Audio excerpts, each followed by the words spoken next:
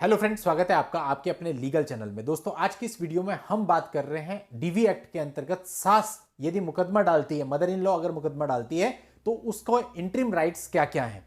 अब देखिए, जब बहू मुकदमा डालती है तो आपने देखा होगा वो इंटरिम मेंटेनेंस क्लेम करती है। लेकिन जब सास मुकदमा डालती है तो सास अपनी बहू से मेंटेनेंस तो क्लेम कर नहीं सकती। तो फिर ऐसे में इंटरिम रिलीफ मांगा जाए या नहीं मांगा जाए, इस पर आज हम विचार करने वाले हैं। देखिए दोस्तों, आजकल ऐसे मामले बहुत ज्यादा बढ़ रहे हैं जहां पर बहुएं भी अपनी सास पर, अपनी ननद पर अत्याचार करती हैं, उनके साथ मिसबिहेव करती हैं, उनके साथ कई बार गाली गलौज भी करती हैं। तो ऐसे मामलों में सास और ननद भी कई बार बहू पर डीवी एक्ट का मुकदमा दर्ज करती हैं। दर्ज तो मुकदमा आसानी से हो जाता है, लेकिन बात सारी आती है कि उस मुकदमे को चलाएं कैसे। क्योंकि यदि आप डायरेक्टली मुकदमा डाल देते हैं, सामने वाले का रिप्लाई आ गया तो उसमें ज्यादा टाइम लगेगा नहीं, मुकदमा आपका खत्म हो जाएगा। लेकिन आपको उसमें रिलीफ क्या मांगना है, ये अपने आप में एक बहुत बड़ा क्वेश्चन है। कि जिस तरह से जो पत्नी होती है वो सेक्शन 23 ऑफ डीवी एक्ट में इंटरिम मेंटेनेंस के लिए एक एप्लीकेशन लगाती है, तो क्या जो मदर इन लॉ है वो भी सेक्शन 23 के अंतर्गत ये एप्लीकेशन लगा सकती है? तो आंसर है यस, वो एप्लीकेशन बिल्कुल लगा सकती है। लेकिन सवाल आता है कि जो बहू है वो तो उस एप्लीकेशन में इंटरिम मेंटेनेंस क्लेम करती है, सास क्या क्लेम करेगी? क्योंकि वो तो बहू से मेंटेनेंस क्लेम कर ही नहीं सकती। या ननद क्या करेगी? वो भी उससे मेंटेनेंस क्लेम नहीं कर सकती। तो ऐसे में आपको क्या क्लेम करना है? देखिए, डीवी एक्ट के अंतर्गत बहुत सारे राइट्स आपको दिए गए हैं, चाहे बहू हो, चाहे सास हो, चाहे कोई भी महिला हो, सबको इक्वल राइट्स हैं।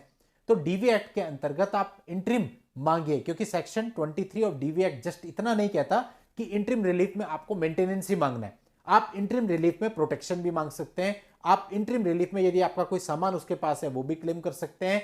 आप इंटरिम रिलीफ में कंपनसेशन भी क्लेम कर सकते हैं। यानी कि आप कुछ भी इंटरिम रिलीफ में क्लेम कर सकते हैं। बाकी आपके मामले की मेरिट पे है, आपके आर्ग्यूमेंट्स पे है कि कोर्ट आपसे कन्विंस होती है नहीं, या क्या रिलीफ कोर्ट आपको देती है, क्या रिलीफ आपको कोर्ट नहीं देती है। तो एक बात तो कंफर्म हो गई कि यदि मदर इन लॉ या सिस्टर इन लॉ ने डीवी का केस डाला है तो उन दोनों के पास भी अधिकार है कि वो इंटरिम रिलीफ के लिए सेक्शन 23 ऑफ डीवी एक्ट में एप्लीकेशन लगा सकते हैं।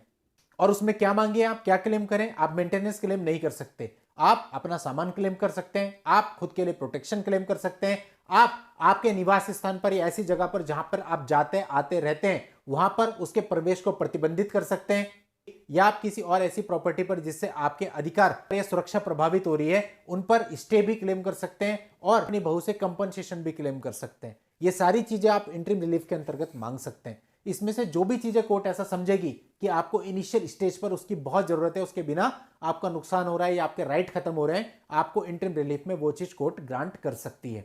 तो कुल मिला के बात यह है कि जैसे जैसे बहू डीवी के एक्ट में रिलीफ मांगती है, आप भी मेंटेनेंस को छोड़ के, रेसिडेंस राइट को छोड़ करके सारे के सारे क्लेम उससे मांग सकते हैं।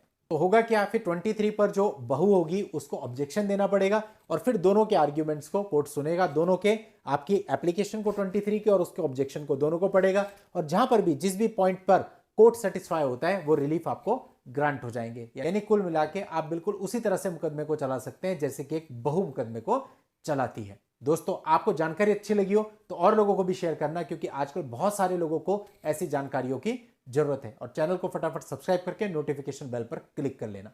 चलिए दोस्तों, आज के इस वीडियो में इतना ही। नेक्स्ट वीडियो में नई जानकारी के साथ मैं आपसे फिर मिलता हूं, तब तक के लिए good bye and thank you for watching. Take care.